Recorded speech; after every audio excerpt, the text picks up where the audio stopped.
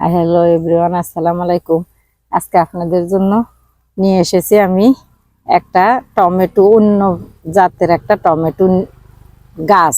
দেখেন, এটা নাকি আমেরিকার বীজ, আমেরিকার টমেটোর বীজ। এই টমেটোগুলি কালো কালারের হয়। দেখেন, আমি দেখেন বীজ থেকে আসলে চারাগুলি করেছি এবং লাগিয়েছি। অনেকগুলি চারা আমি করেছি। এই যে দেখেন, এই আমার চারা, এটা ছোট, তারপরে কিছু বড় আছে, কিছু আমার ফল এসে গিয়েছে, কিছু ফুল এসেছে, সেটাই দেখাচ্ছি। দেখেন, এটা ছোট, ওই যে দেখেন এটাতে ফুল এসে গিয়েছে, এটাতে ফুল এসে গিয়েছে। দেখেন, এটা আর একটা বড় গাছ। দেখেন, এটাতে ফল এসে গিয়েছে, ছোট ছোট ফল ফুলের সাথে। এই যে গাছটা আমার অনেক বড় হয়ে গিয়েছে। এবার দেখাচ্ছি আপনাদেরকে বড় ফল সহ। এটা না, ওটা, এটা একটু বড় হয়েছে ফলগুলি। দেখেন, এগুলি কালো কালারের হচ্ছে, এটা একটু বড় হইতেছে। এই যে এগুলি কালো কালারের ফলগুলি।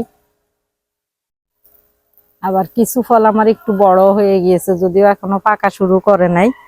এই যে দেখেন, এই যে টমেটোগুলি কালো কালারের, কত বড় হইতেছে আমার টমেটোগুলি। দেখেন, এখনো ফাঁকা ধরে নাই, যদিও বড় হচ্ছে।